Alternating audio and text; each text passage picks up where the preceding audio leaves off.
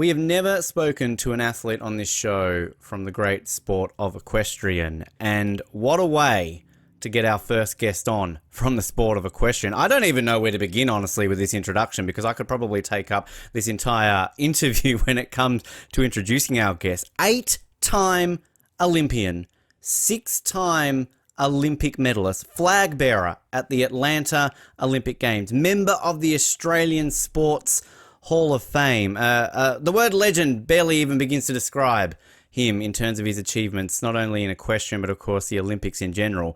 And so pumped and excited to get our first taste of equestrian with a man who probably knows it better than most people out there. It is the one, the only Mr. Andrew Hoy.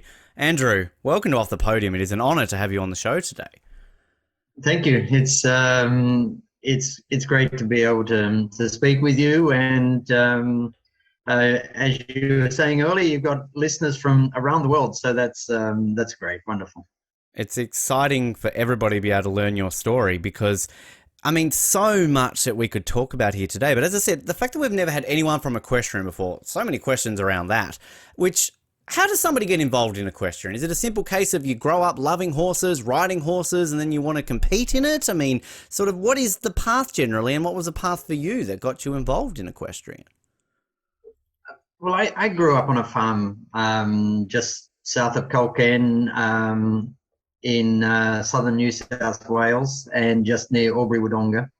And for me, growing up on the farm, my parents borrowed a pony from one of my uncles, and I just started sitting on a pony and riding a pony, and it just really developed from there. And then I think it's fascinating, like what the question that you ask, because I ask many other people, how have you got involved in a sport or a business? And it's normally a very simple way that they got involved. And I think, like, I've got two very young children, and one of them, Philippa, she's interested in riding, and Oscar, he's very much a tractor man, and so he's happy to sit on a pony as long as the pony keeps going, and as soon as it stops, well, he gets off because he's bored with that. So, and I think it doesn't matter what you do in life, but as long as you've got a passion for it, and my passion has just continually stayed there. And with any sport or any business, you have your absolutely wonderful days, and you understand why you do it, because it's wonderful. And then you have your really bad days. And with the bad days, it's about reflecting on and thinking, all right, so why didn't it go well? How can I make it better? And this is something that I've just always done through my life. And my parents, I think, gave me very good advice throughout my years. And they said, well, look, if you want to be good in something, make sure you place good people around you. And this is something that I've always tried to do. And albeit that I grew up on a farm, my dad initially grew up in the city as an engineer, and he went farming because he had a passion for it. And because he had a passion for farming, he just stayed doing that until he passed away at the age of 95, and producing just wonderful livestock. And he just totally had a passion for it. My mother's the same age now, and she's still doing exactly the same thing. And why? Because she's got a passion for that, and she's all the time wanting to learn something new. I am all the time wanting to learn something new. And so it just started from riding the pony, going to pony club, enjoying the time, then going on to some competitions. But I did many different forms of riding. I did rodeo riding. I did camp drafting, going to pony club, and then going to local agricultural shows. And then I by chance got offered a trip to World Championships in 1978, and it's continued from there. But the Fantastic. one thing that a lot of people probably don't realize is that I did not take up riding full time until I was 34 years of age, Wow. because I and I rode my first World Championships at the age of 18, and I think that that's something that I had to earn my money so that I could ride my horses. And I think that was something that my parents, they taught me values and respect. And with that, that's how, and with the support they gave me, I then had the passion to just be able to continue on.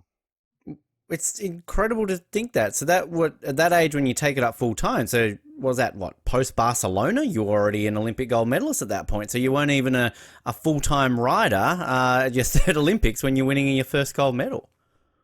And that's exactly right. And Barcelona was probably the turning point for me, because I was farming in Australia. I was making my money to pay for the horses through farming, and then at Barcelona, because I was trying to do the equine industry plus the horses, I was starting at 4 o'clock in the morning. I was finishing somewhere between 7 and 11 o'clock in the evening. It was basically 7 days a week, and I thought I have to focus on one thing, because I was physically and mentally exhausted from trying to do the two things. And so that's when I realized, all right, well, what do I do? Do I ride horses full time, or do I do farming full time? Because I cannot be good at both. And I thought, well, I can always go back farming, or I felt I could always go back farming, but I didn't. I thought if I stop with the riding, I don't think I'll be able to go back into the riding. And so I then decided to take up the riding, following the success in Barcelona. And then in 93 was when I moved to the United Kingdom, because I thought, well, if I want to be good, I've got to be in the hub of the sport, which is in the United Kingdom. That was where the main players were, the world champions, the Olympic champions, albeit that Australians had won Olympic gold before, like in 1960. And for sure, you can in Australia without any doubt and be on the international scene. But if you want to be on the international scene every weekend, Europe or the Northern Hemisphere, there's just so much activity. Like there's competition every weekend and also midweek here in the United Kingdom. And it's so easy for me to travel across to the continent as well to compete. So when you make that World Championship team at such a young age as well, does the prospect of an Olympics then become realistic? I mean, or had you always sort of, when you'd been competing, thought to yourself, well, this is the goal, this is the dream, I want to make it to an Olympics? Well, my aunt, who was also a pony club instructor, and she told me that I always said that I wanted to ride at Olympic Games, but I can never remember that. And so for me, it was, I just had a passion for riding. I think with these things, for sure, you need to have a long-term goal, and I think people can become obsessed with their long-term goal as opposed to what can I do, what have I done today, and how can I do it better tomorrow? And it's step by step. And like if I have a goal now, well, I go to World Championships literally I leave on Saturday, and today's Thursday, so I leave on Saturday to start a final training camp in Belgium to then go to World Championships, which are in Rome, actually the site of the 1960 Olympics. And so it's a venue that I've been to many times, and it really is very special. But I then, beyond this year, 2022, I have a goal of Paris Olympics.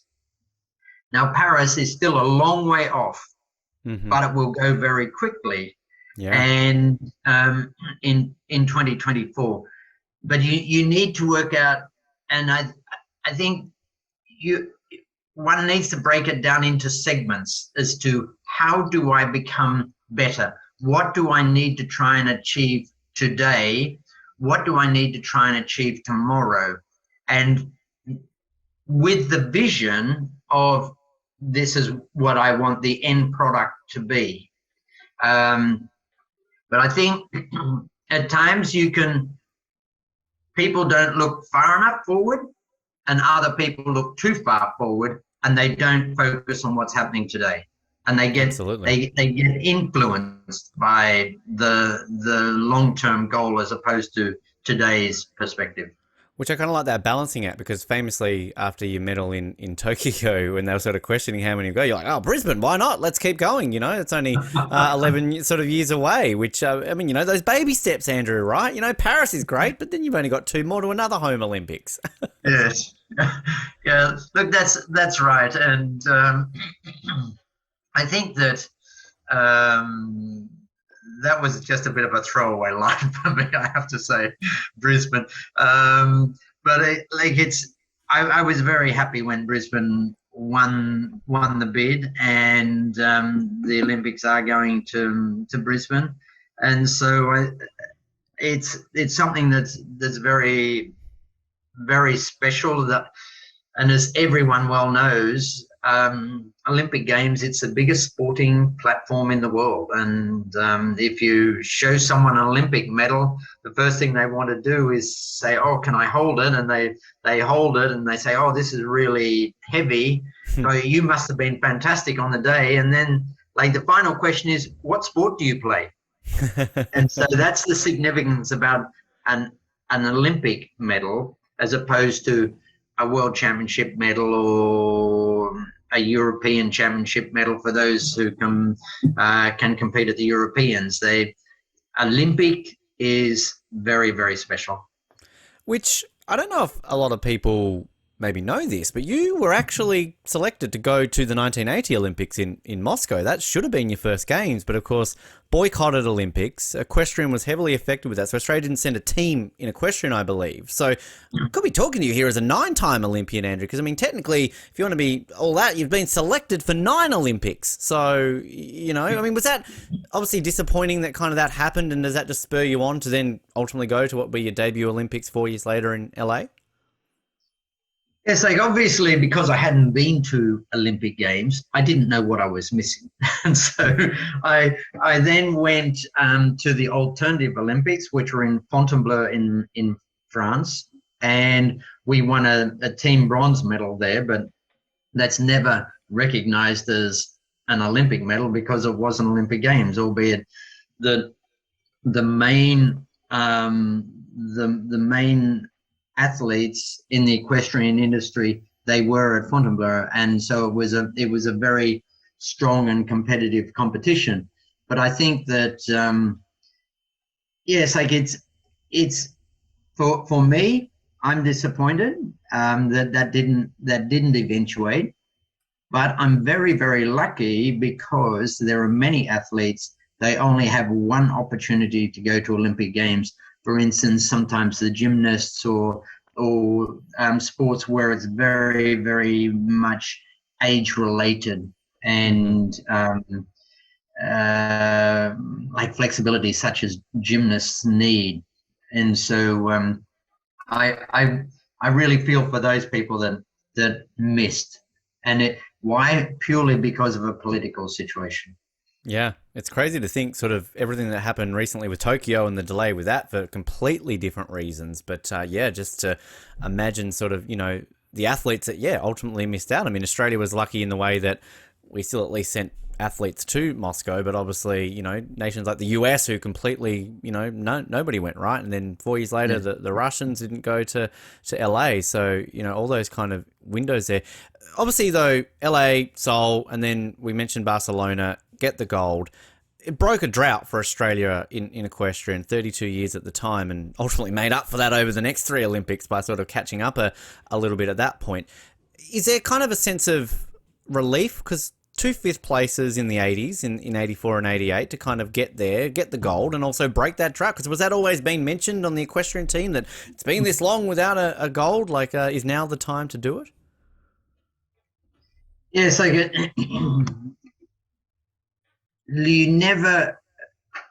you should never really think about that, albeit that the people talk about it. The most important thing for any athlete is be in control of the things that you can influence. And we all talk about history, and with this, especially with this show, it's talking with people and hearing just extraordinarily amazing stories of their life, how they grew up, and what the sport actually involves, and their journey. And for me, I think this is maybe with age, but also with the help and the support that I've had, that only worry about the things that, or only think about the things that you can actually influence. And if you can't influence something, don't spend time thinking about it. For instance, for me as an athlete, I never look at where I'm placed throughout the competition. Wow. I never look at what other athletes have done or have not done. The only time I look at a list is to find out my starting time of when I'm going to start, or something relating to time, but I don't go comparing my position with anyone else's position, because I cannot influence anyone else's position in the competition. The only position I can influence and the only score that I can influence is my own. Mm-hmm. And as it so happened, I was the only athlete and horse combination that actually finished on their dressage score in Tokyo. And to the end of the competition, I did not look at a result sheet. Wow, that's crazy. Jeez. Well, it works out all right then at the end when you leave with a medal, right? So yes, does the job. And so you can't look at and think, all right, what do I do to try and influence other people's performance? You can't. And I also watched a documentary once on Serena Williams, and she's been one of the great tennis players, women tennis players, and she was saying that, like in relation to Wimbledon, when she was playing at Wimbledon and looking at the draw, she only would know who she was going to play the night before. Wow. She wouldn't look at the draw all the way through and see who she could be playing and try and work it out. And I felt, well, actually, I do exactly the same, but in a different way. And I think that success comes from the mind. People that are successful have a thought process that wants them to be better each day. And what is the definition of success? Success is, for me, doing what I can do best and improving that. It's not as about a straight head-to-head. And in our particular sport, we always go on the competition arena and field on our own. We don't go, it's not a head-to-head such as tennis or with football or with soccer or any of the real team sports where there's several members to a team. Which, of course, you've got a horse, though, that you're riding, which, I mean, I'd love to know the process involved in selecting a horse, like, because I can imagine that's a very important aspect, forming a relationship with a horse, and often what can be, no doubt, a very long bond with a horse. So, I mean, how does that come about? Sort of when it's time to get a new horse or you need to go into an event? Like, how does that all happen for you? Yeah, and look, I wish I could give you a short version to this answer. Um, Look, it starts about selecting. First of all, you need to select the right horse for the correct job.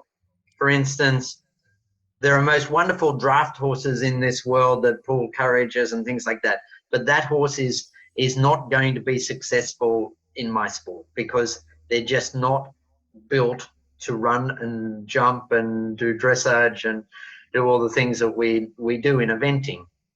And my sport is involving dressage, which is in Tokyo, it was a test that took 3 minutes and 50 seconds, where you have to do some work in an arena. And with when I say an arena, I mean an arena that is 60 meters by 20 meters. There are certain markers around the arena where you have to, at certain markers, you either have to walk, trot, canter, halt, do some lateral work, which is moving sideways with the horse, which is to put it into very simple terms, it's a form of ballet. Well, you straight to interrupt you, Andrew. You've answered my next question. Describe dressage for us. Done. All right. Thank you for that. Perfect. Yeah. So this is all about the selection of a horse, remember? Yes, it is. But you're covering the bases. Great job. Well done. And then with that, you also, the next phase is the cross-country phase. And for instance, Tokyo Olympics, it was a test that was just under 7 minutes. And I think it was 7 minutes. We'll go with 7. That's fine. Yep. Yeah, yes. And with that, there's about 45 jumping efforts in that period of time where we have to average a speed. If you do not want any time penalties, you have to average a speed of 570 meters per minute. Wow. Now, 570 meters per minute converted down to meters per second is 9.5 meters per second. Wow. So this is not just going for a nice trot or no, that's fast. Yes. And so that's fast, especially when you've got a fence coming to you. You're approximately 30 meters from the fence and you're 3 seconds from it. Wow. And so on a horse where you have to have the rhythm and the balance and the takeoff spot all within basically a 50 centimeter, half a meter area, then you have to be precise with this kind of thing. Yeah. Then following the cross country, you've got the final phase, which is the show jumping phase, which is a jumping effort where the fences are built to 1.25 meters, with some fences in the second round going to 1.35 meters. And with that, there's maybe 15 jumping efforts, and the test takes around 80 seconds. And so those are the 3 phases to our competition. With that in mind, you then need to select a horse that is going to be suitable for those 3 phases. What are the things that I look at? First of all, the horse has to be an athletic horse. It's something I like to see the horse naked, so to speak, like without a head collar on, just see it standing either in the stable or a small field, and just look at the body language of the horse. Just look at the way the horse moves around just in walk, the way the personality of the horse. And with going back to the 3 phases of our competition, where it's dressage, cross country, then show jumping, you have to be able to work with the personality of the horse. And therefore, there's got to be enormous respect. There's got to be respect from the rider to the horse, and likewise. Respect from the horse back to the rider. Mm-hmm. And how do you gain respect? You gain respect through consistency and credibility. And you are every day with a horse, I'm always working towards that respect and that credibility. Wow. And with that, you then develop a bond. And it's like having work colleagues.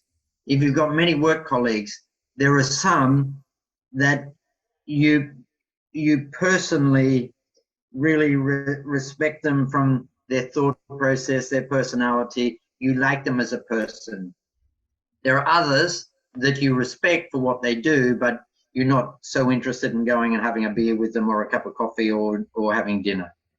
And so it's not dissimilar in the equestrian industry, where you have to develop a bond and a love for that horse, but that bond and that love, it must not be a humanized bond. Yeah. And I think in many relationships come unstuck when either you don't do something that is consistent and that you lose credibility, or assumption. Mm-hmm. Well, they should know that. Mm-hmm. No, it's about communication. Yep. And so with communication with a horse is your body language that you have with the horse, the body language that the horse has with you. Now that comes from even going into the stable or going into the field and treating that horse in a respectful way.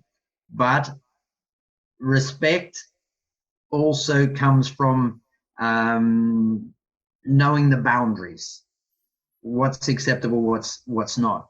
And so for me as an athlete, it's just clear that I set those boundaries with the horse. But when I'm going to try a horse to start with, I look at the body language. I look at the structure of the horse. I then see the horse walk away, walk back towards me. I see the horse being ridden. I always want someone else to ride the horse first, so that I get to see what the horse is. And with that, I will then sit on the horse myself and get a feeling. And what am I getting a feeling for? I'm getting a feeling of what I call the rideability. And the rideability is, if you put it into very simple terms with, for instance, a car, it's how the horse responds with the accelerator and how the car responds with the accelerator. It's the stopping, how responsive and how good is the horse with stopping, and also turning right and turning left. I can feel a lot just at walk. And Wow. this is a feeling. Mm-hmm. It's the same as you see some people walking along the street and you say, wow, there's an athlete, just by the way they walk. Yeah. And you see other people walking and you think, might be a nice person, but you're never going to be an athlete. And They're a podcast host. They talk about athletes, don't they? Yes. And so, and it's then, I've had horses that have been just exceptional horses for me. And you look over the stable door at them and you think, so what makes you so special? Because you don't look special. Yeah. Yeah. Wow. And so it then always comes back to the heart. When I say the heart, I don't mean the size of the heart, but for sure, the size of the heart is important. But it's the mind and what the horse wants to give, the same as what any athlete wants to give. And if you see me walk down the street in a group of people, you wouldn't pick me out and saying, well, there's an 8-time Olympian walking with that group. It would be, just looks like a normal guy. And so yeah, yet I've been told I'm not normal because I don't start work at 9 o'clock in the morning and I don't finish at 5 o'clock like most normal people do. So I've been told that I'm not normal, so I have to be careful using that phrase. Define normal. Come on. Yeah, what is normal, Andrew? Yeah. Yeah. But I think it's about then when you start working with them a little bit more with the finer details, it's what the animal or what the athlete gives in that. And the horse that I took to Tokyo, it is since is being purchased by the owners, who are people called David and Paula Evans. They're people that live here in the United Kingdom. They own Vasily Delassos, the horse I rode in Tokyo. I have been the only person that's ridden that horse. Wow. And he's been with me since 2017. And why? It's not that other people wouldn't be able to ride him, but it's the same as other people have just got a different way, a different feeling, a different way of doing something. It's like I see you sitting in your studio there. If someone else came, if I came and sat in your seat and started to work with things, you've got it set up, you know where everything is. You'd be able to tell straight away, well, who's been sitting here? And who moved my mouse? Yeah. Wow. And what so an incredible answer. That's insane. Like, I mean, I think about a cyclist. Yeah, that's a bike. That'll do the job. And of course, there's going to be an aspect of it which, you know, they need to ride it and it feels good. But like just that connection and everything that you've got to have with a horse. Because, I mean, you're not out there jumping over those jumps at that speed and doing dressage and doing the show jump by yourself. I mean, it would be fun to watch. I'd pay to see that. But you've obviously got a horse to go with that, which begs the big question, which I'm sure you've been asked 20,000 times in your life. Why doesn't the horse get a medal? Yes. All I can say, it's all about me. Yeah. You've got 6 of them. Surely you can give one away. Come on, like, you know, get your 7th one. I don't need another one of these. Give it to the horse. It's actually something. See, the horse gets a rosette. But they actually don't receive a medal. You're absolutely right. I've never actually taken that up with the IOC, but it's maybe something that should be taken up with them. But they get a rosette. I don't get a rosette. Well, true. Where's the rosette for you? Come on, you're owed a few of them. The rosette is actually with the owners of Vasily Delassos, and so they have that. And other times when I've owned the horse, what I have is the rosettes, and I've mounted them in a frame and framed them, so it's very special.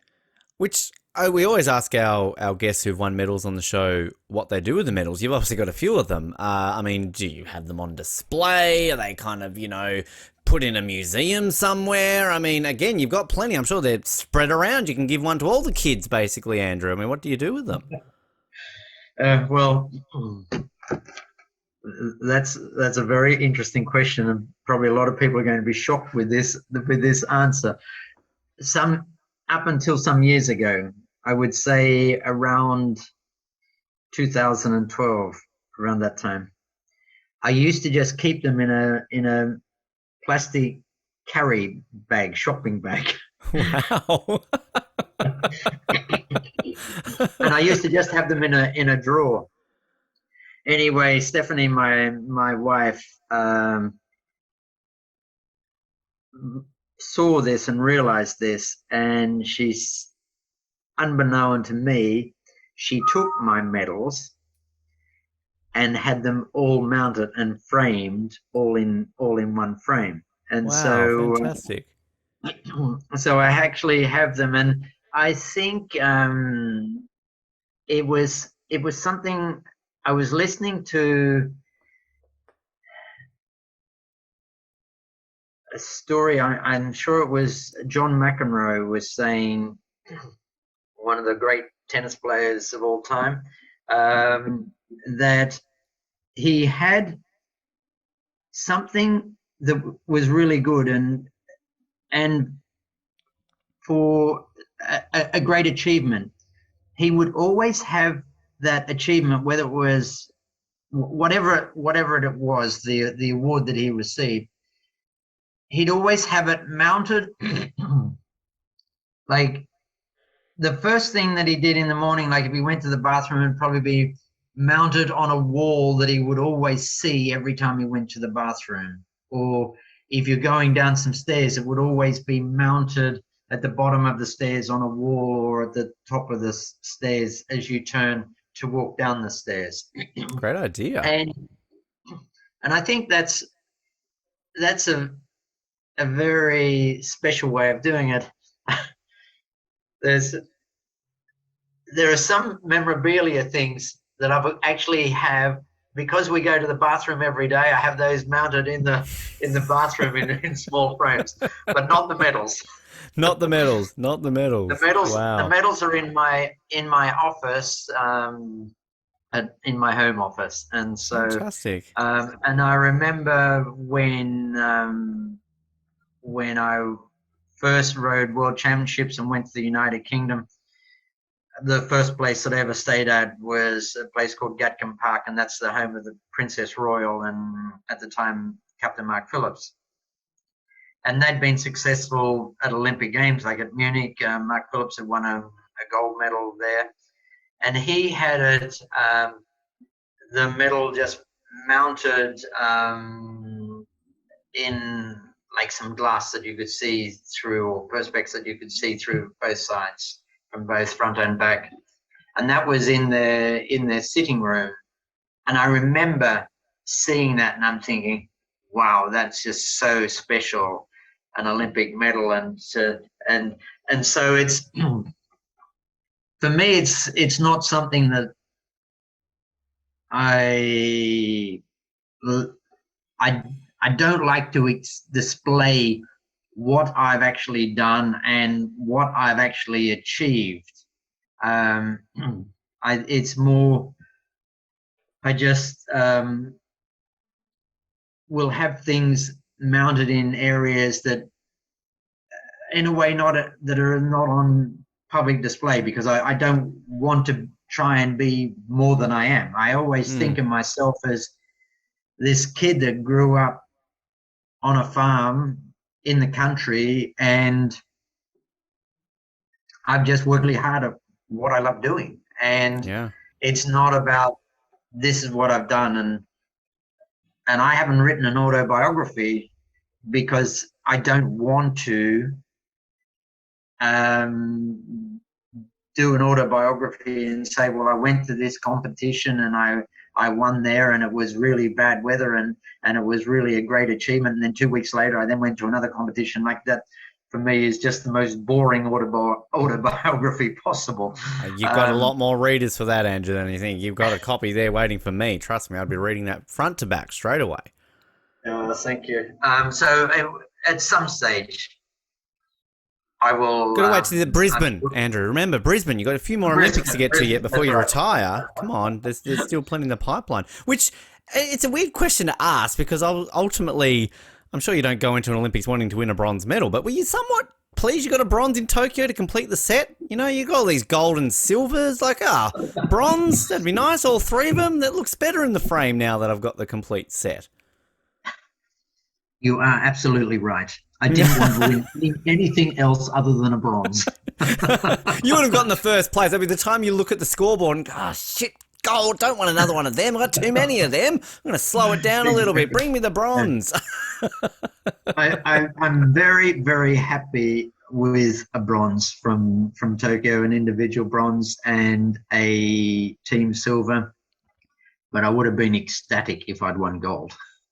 It's the thing that also is so fascinating about sort of your career is that you sadly didn't go to Beijing or Rio. And of course, And both those occasions, Australia medalled in that. I mean, what happened? Like, does it come to selection? Is it kind of, other riders are ranked better? I mean, how does that happen that they don't select Andrew Hoy to go to an Olympic Games? I mean, I feel like you're just like, the Olympics are on. Okay, first person selected, Andrew Hoy. All right, there we go. Let's do the rest of the team. Yeah, but it is about the horse and rider combination. And I've had many discussions regarding my non-selection. Some of them, I could have definitely improved my communication skills. I can assure you of that. Some of the discussions I've actually learnt a lot from about myself as to how to communicate in a better way. Good. That's growth there. I like that. Yes. But like with all of these things, that without doubt, I believed I was worthy of being in the team. And I believed that I had the horsepower to be in the team and the performances to be in the team. I wasn't selected. I'm not the one doing the selection. It is always the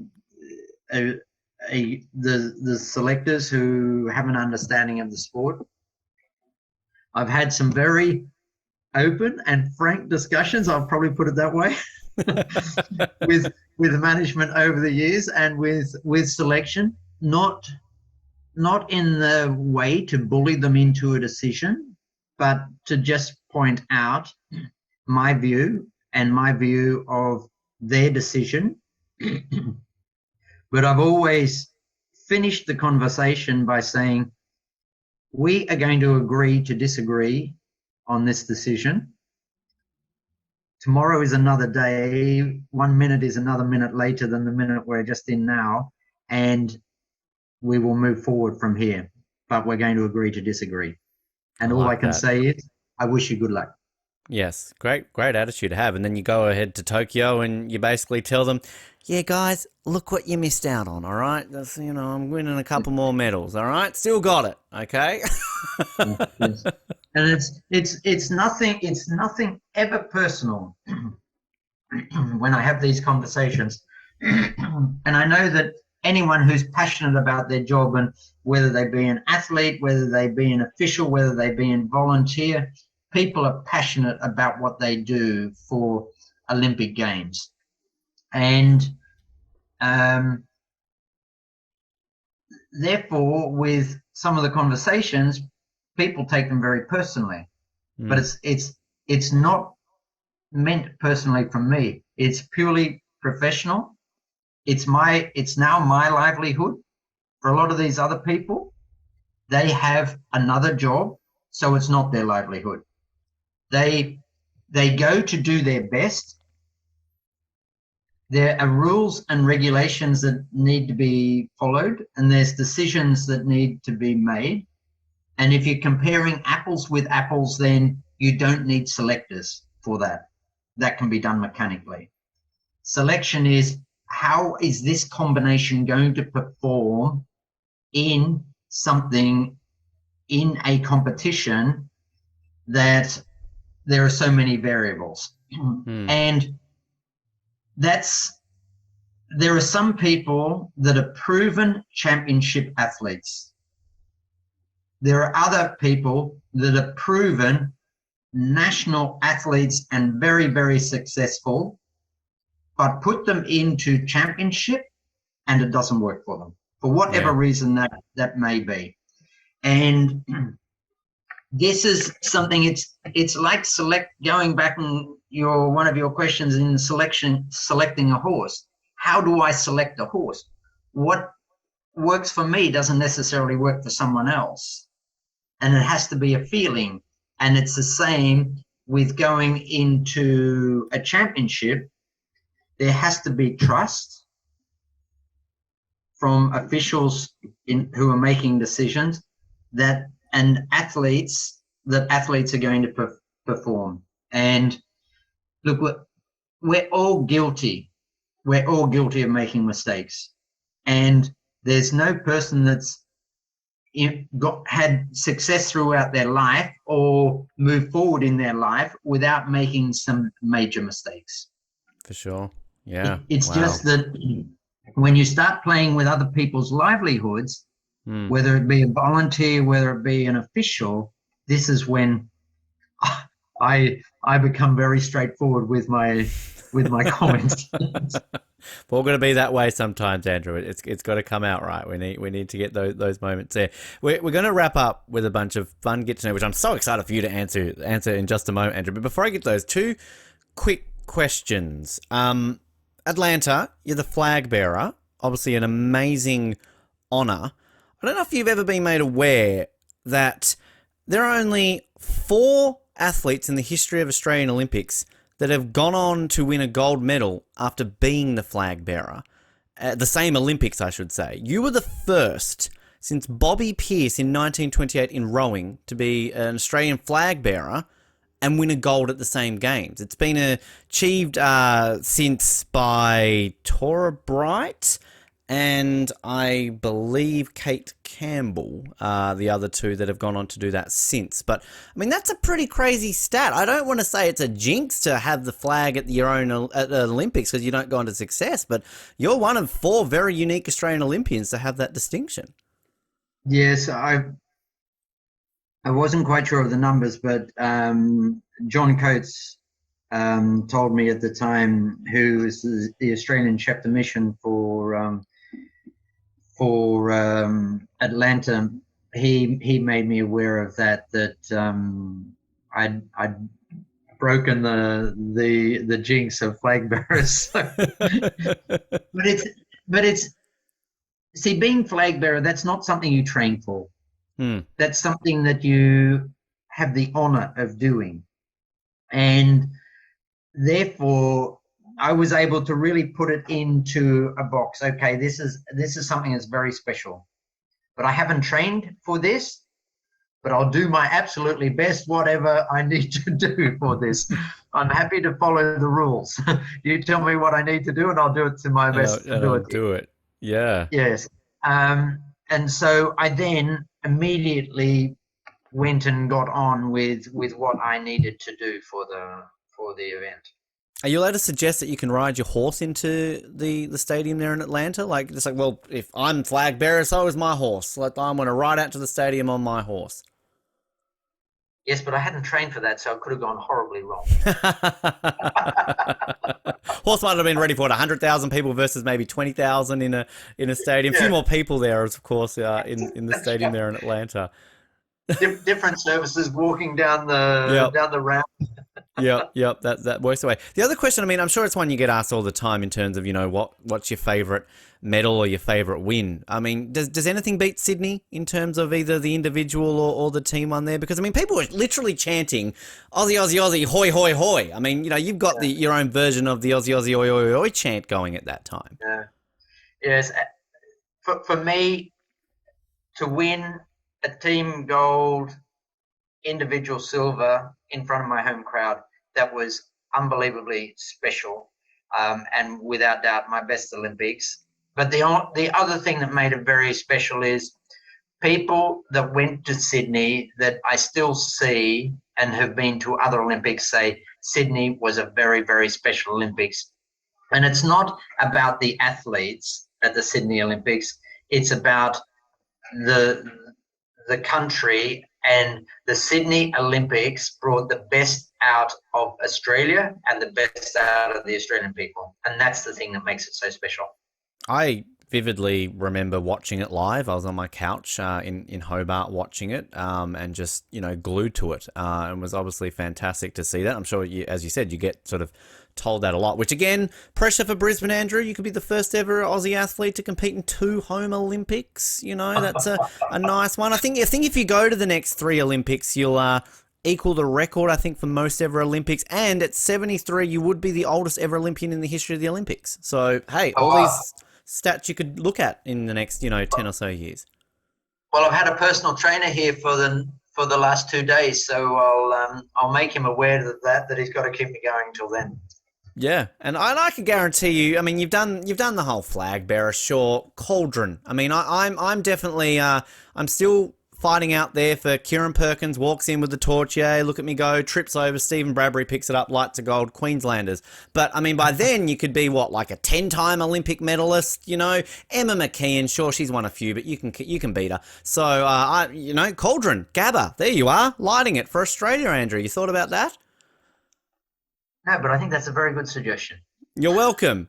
Pass it on to John next time you're talking to him. Like, John, I had this great Yeah. podcast. You know, this is the idea. You know, come on. Speak to the people. Speak to the people who make the decisions. Yeah. I mean, it worked for Kathy in Sydney. She went on to win the gold. So, you know, you go out with a bang. Look at that. That was All very right. special. That is very Andrew, special, wasn't it? we wrap up every single interview with these fun style get to know you questions. As always, it's a questionnaire that was given to Team Canada athletes ahead of Rio and Pyeongchang. Just fun, random, and you might be the most excited, well, the biggest guest I've had in terms of excited for answering these questions, because I don't know if you've ever answered some of these ones. So let's give this a crack. The first Olympics you remember watching were?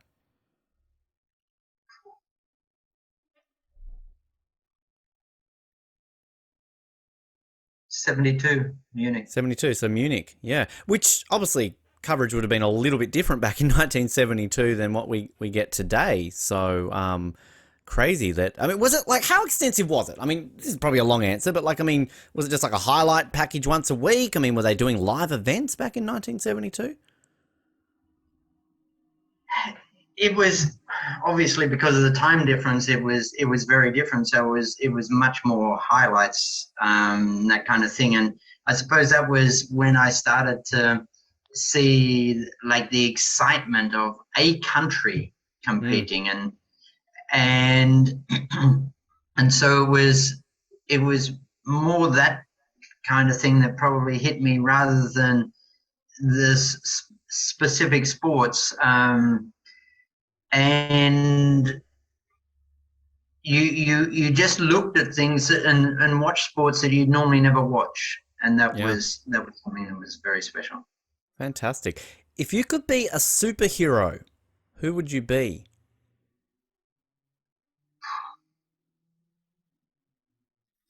A superhero. You already are a superhero, let's be honest. Can you just be yourself?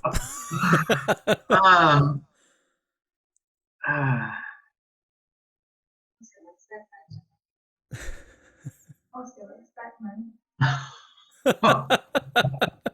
My wife's sitting next. Just I heard, was that Batman? Was that Batman? Yeah, Oscar, our son likes Batman. Right. There you go. That's who he would be. that works. Dad's look, Batman. I don't know. I'm going to have to pass on that one. No, I still just say time to think Olympic man. You're your own superhero. Your favorite ice cream flavor is? Vanilla.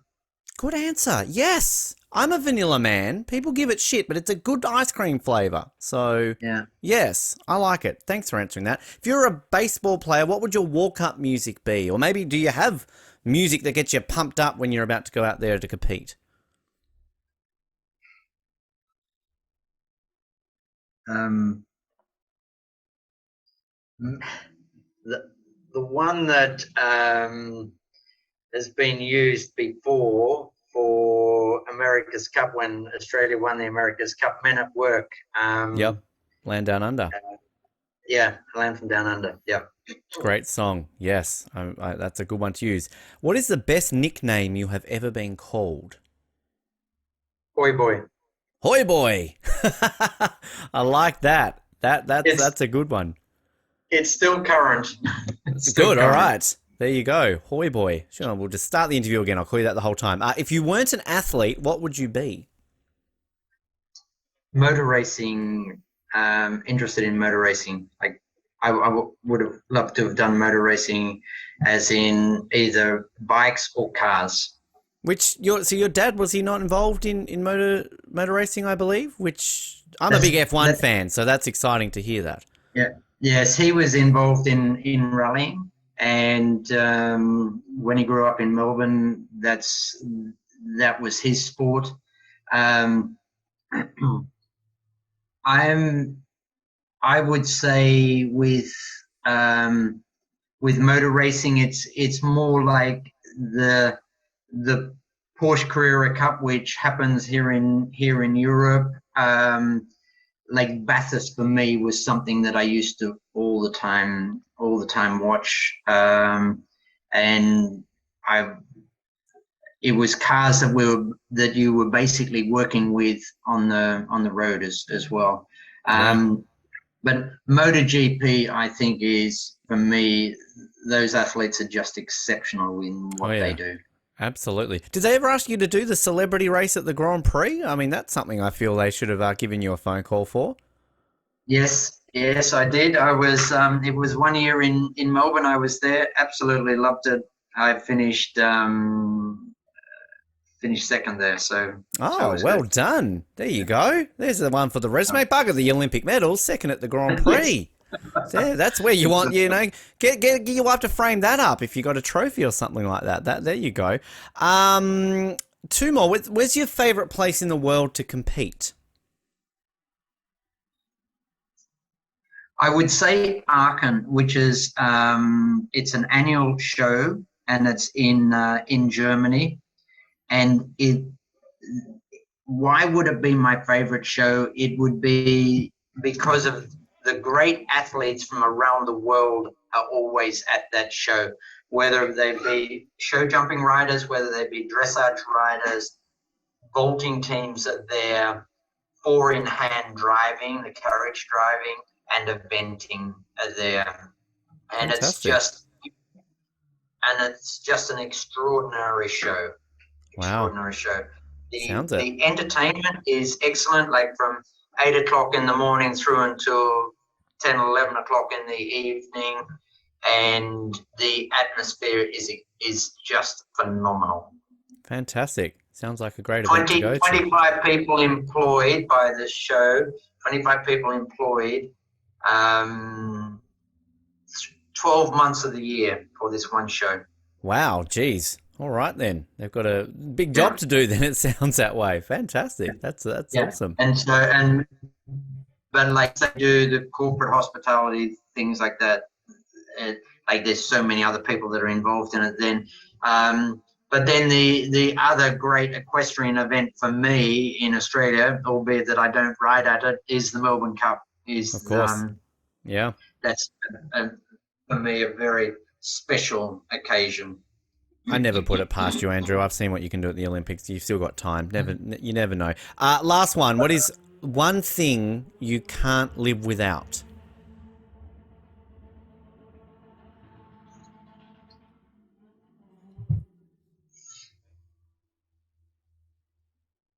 One thing I can't live without. Yeah. Bit worried that you're taking so long when your wife's in the room there. She might be giving you a bit of an evil eye right now. I would say the one thing that I rely on the most is honesty. Great answer. I like that. Wow. There you go. That's enough said. Own that. That's fantastic, Andrew. What a way to end the interview.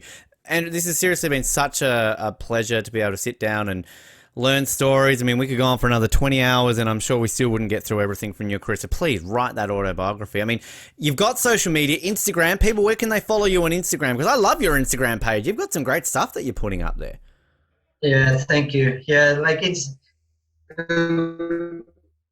where I am in today's world, it has changed immensely. There was no mobile phone when I started writing, and now we've got Instagram, also a little bit on TikTok. Oh, wow, you're on TikTok. Okay, I'm signing up right now. I've yet to sign up, but now Andrew Hoy's on TikTok. I've got to be on TikTok. Come on, wow. And so, yeah, like the social media platforms are so different with communication. But again, it's something as an athlete you have to be very careful with how much time you spend doing things like that. And it's something that I've seen other athletes spend too much time doing that kind of thing. For sure. Yeah, And trust me, non-athletes do it too, Andrew. Just saying. It's not just the athletes that are wasting too much of our time on social media. But I'm seriously, TikTok, damn, I'm signing up right now. Andrew, seriously, such a pleasure. We look forward to seeing you in Paris, in LA, in Brisbane. Bugger it, 2036, 2040, you're going to be going into your 80s. What do you say? Your mum's 95 and she's still doing well? You've still got another 30 years in this, Andrew. You could be going to 20 Olympics at this rate. I think you're never going to end, but absolute pleasure. And seriously, thank you so much for your time on Off the Podium today. Thank you very much. Enjoy the rest of your day, evening, wherever you are in the world. Bye-bye. Perfect, Andrew. I'll just hit stop on that. I'll let you quickly know. Thank you so much. Really, really appreciate it. We'll be airing this in just a few weeks. I'll flick it through to Stephanie and tag you and share with it. So please, once it's up, do with it whatever you like. And we obviously really do appreciate you doing this today. It's been an honor. Thank you.